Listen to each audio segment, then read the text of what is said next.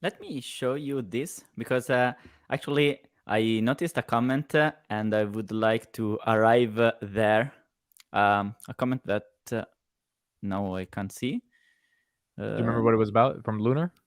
About Jarvis. Do you remember Jarvis? Well, let's get Oh, there there. we go. So Wait, no, I don't have it. when we think about AIP, we tend to think of ChatGPT because that's the thing that basically triggered everything. Okay, but what's ChatGPT? It's just a chat. And when we talk about AIP, we are making one step back and we are thinking, okay, how can I use ChatGPT and all the other K models that are available like that? Now, there was a critic of Carp basically to the venture world saying, okay, now you idiots are spending a lot of time and money to basically search the next model. But the value is not there. They are already, like the definition, if you already have so many competing things that basically do the same similar things, you are already in a loser's race and you are the venture capital. Where the true value is remember the intersection between the business, the ethics, and the model.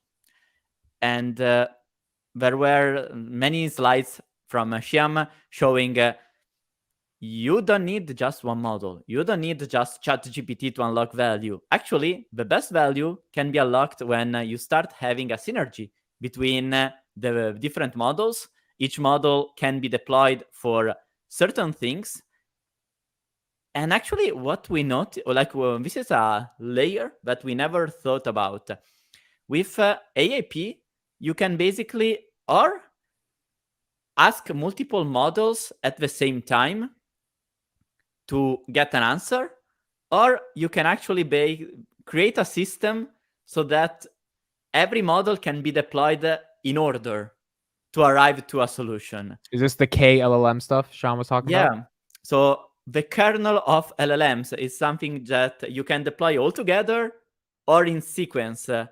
And that basically is like a toolbox of stochastic genes that help you solve problems. We have to think of every Palantir solution as a tool to solve a problem. And with K geniuses, potentially problems can be solved easier. And what's even more interesting that I want to put the attention on is that so far, when we refer to AIP, we generally refer to this part, AIP assist, that is the chat. But the chat is just a segment of artificial intelligence. So that's why they call it artificial intelligence platform and not a LLM platform, because or chat platform or whatever, because this is just a segment. This is the part of the terminal where you have some hints and you want to discuss or give orders prompt to a chat. But then you have AIP logic. And also this is a fragment that basically helps you build structure in your business that is completely automated. So AIP logic means that you give some orders to the LLMs, and given certain conditions, this thing acts. And that I think of it as something that helps you creating the ontology. But let's see, for instance, here I say, get everything you need to take LLM to production. So LLM to production means you basically set the guardrails to train how this LLM operates. The development, the debugger, observability tools, testing, and more. So basically, here you control what the models do. And when we think of models, we don't have to think only at large language models. We need to think of all artificial intelligence models. That's something that was remotely touched when we were thinking about Meta Constellation. There was a very subtle passage talking about Meta Constellation where scanning the images through the satellites, the drone could automatically understand what model was best suited for that occasion. Right. That was intrinsically like the kernel that produces AIP. Basically, a toolbox that makes you use the right model at the right time. And here is just AIP logic, if we want to say. And then you have a final step, AIP automate. That is basically what Shyam refers to. Okay, now you have your business at autopilot. If you have all these models that are trained to keep doing stuff, basically replacing a lot of work that is done stupidly on a daily basis by operators, then you have a very powerful tool. And this, it was mentioned by the hospital operator. You have this tool that keeps scanning all the potential efficiency that can be unlocked by the staffing operators. So to sum up all of this is that Palantir is not just providing a chat. It's providing all this infrastructure that helps companies actually make one step further for all the usage of AI models. And the final step, or not final, but a very interesting clue that I spotted by listening the second time. Could you share the screen again, please? Just these seconds. Let me be sure that I don't have it on. So here we are. We can't hear it, Arnie. Next time, just unshare and then share the screen again with the sound. Okay. So unshare on StreamYard. You can just, and then there's a little tiny box at the bottom of the share screen. Share tab audio. Just click. Okay. Okay. So just to introduce it, basically, there was this sentence shared by Greg, the head of global commercial 148. Let me get there. And real quick, just Olu is kind of referencing what you're saying. Imagine a model which is doing the process modeling, tracking key process parameters, and running predictive analysis, then relaying this information back to Palantir AIP, which in turn is integrating with other aspects of the business that support that process. And that is the infrastructure Palantir is selling, which is a lot different than, I think, ChatGPT for the enterprise. Okay. Hyper moment. You'll see Foundry for Builders partner Hence in the demos that they've seen in the demo expo earlier. And I think this is in general something that we are very excited about and very interested in investing heavily with AIP, with how do we bootstrap and accelerate the partner ecosystem as well as your ability to build your own software offerings on top of the product at pace early. Okay, I think I got through most of that. If I forgot any, it's not because I don't love you. As I just don't have an AIP-powered VR player yet to remember everything. Have you noticed? I don't have a VR player with AIP yet. Now, this is extreme speculation, but I couldn't help thinking what was shared by Lord Grimm weeks ago, that actually Palantir is working somehow on... they got a patent, right? On patents on VR headsets, and knowing that Microsoft has been awarded billions of dollars, like 20 billions for HoloLens, which is basically a VR set that soldiers are not happy to use, therefore they don't use it, makes me think that, hey, maybe that would be very interesting. And you know what? That matches perfectly with the idea of Jarvis. You can't have Jarvis if you don't have an AIP assistant that interacts with you. No, that's very interesting. And I don't even know if it'll be a VR headset, but some type of device that they uniquely make. I think it would be for the battlefield. I don't think it would be for the consumer, right? Apple's probably going to do that. That is integrated with AIP and all the government meta constellation. It's a stretch, but it's interesting just to think of the possibilities because of the software. Right? Well, Shyam mentioned in a reply that they are willing to do something else in terms of hardware. And there was an article saying that the Pentagon is willing to invest a lot in AI, but not only on the software side, also on small, effective tools, hardware, for the battlefield. So things like SkyKit and maybe whatever other tools. And a VR set could be one, but there are surely many others. So the fact that potentially Palantir can assist doing these things, and we just saw with SkyKit that they are actually able to merge the software component into an hardware that they can outsource. Right. I think that's just a hint that, hey, if there is one company that can potentially achieve this JARVIS thing, maybe it is truly Palantir. Maybe it is Palantir.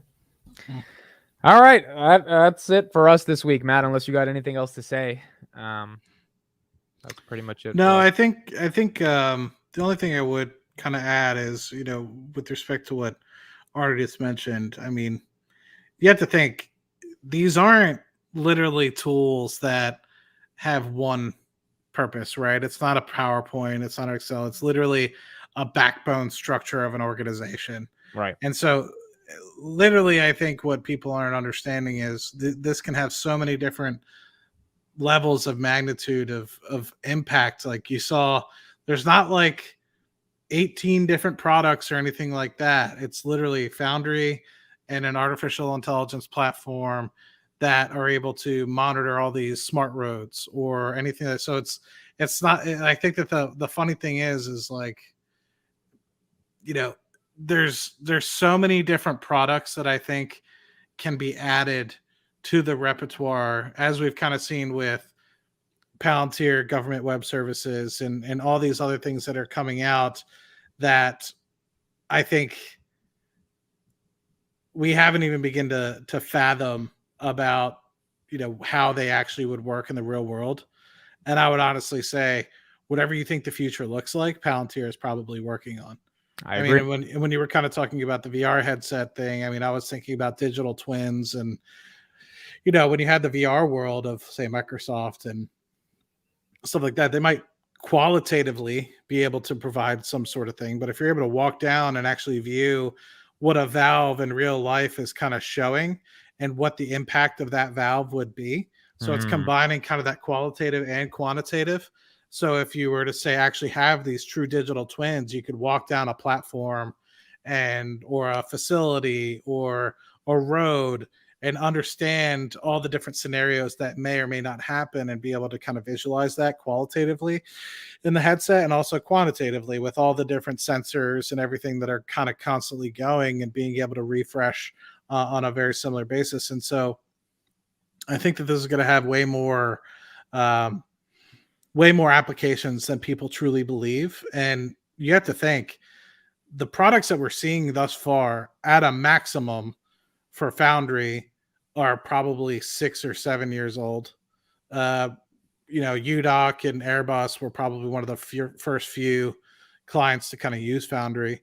And, this is where they've kind of gotten to. And AIP has really only been around for, less than 6 months. And we've kind of been able to see where it's gotten to today and where and how quickly it's kind of grown. And I'm reinvigorated by customer count potential and where this company will head. And I hope that we start to see a glimpse of that in Q3 with a reacceleration of growth from 13% year over year to 16 or maybe even more year over year. And in terms of revenue growth. And I'm hoping that we start to beat that and beat even our initial expectations. But I would just say this is more unique than I think a lot of people give credit to. It's not what Microsoft is doing. It's not what Google is doing. And if it is, they're kind of doing it behind closed doors, and they're maybe working with a couple clients. But I think that, this will eventually hit a point where the adoption rate is just absurd. But print tendies. Hopefully. Technical That's word. my hope. That's my hope. Let me attach a little bit to what you just said, and let me ask you, how do you see the current stock price given the developments also we are seeing? The stock price has been flat for many months. Basically, after the dead period, we had a 2x in May. And then after that 2x, then a little bit up, a little bit down, but basically flat. So how do you see the current price? Does it excite you? Is just okay? Or otherwise, no. It's still, I can't touch it at this level. Let's do quick ones on this because, guys, I do have to end at 12 a.m. So let's spend 5 minutes. David, your super chat. I don't know if you're here, but I took a screenshot. We'll answer it next time because I just can't go late tonight. What do you mean can't touch it? Like it's too expensive? Or Yeah. I think it all depends on the person. Me personally, I don't think 15 is too expensive. If I were to be falling into Palantir today rather than finding it 6 years ago at UDOC, I'd be buying probably at 15. Knowing the potential that it could be having, especially if I know that I've been working on it for 6 years, but if I could see where the potential was in our organization. So anyway, long story short, I think 15 is good. I think if you're a short-term trader, and you're thinking about this for the next 6 months, you might get burned, if you're looking for a 6-month hold or less. But I mean, to me, I think if you ask me where I think that this company has the potential to go, not guaranteed to go, because I can't guarantee anything, I would definitely say in the hundreds of billions. If you look at the opportunity set of what Palantir can offer companies versus what some of these other companies are offering, Salesforce, Microsoft, Google, in terms of the products that they're able to give, which are customized products that are literally changing the way that companies are operating and doing their day-to-day job. I would say, given enough time, this is easily a several $100 billion company, if not potentially in the running for being as revolutionary as a Google or an Amazon or an Apple, if given enough time.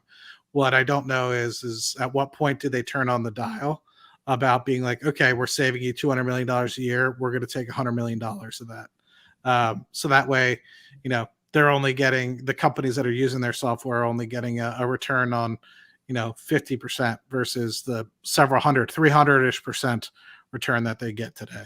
And this is kind of my thought. I think 15 is too expensive for people that are focusing on the next 6 months.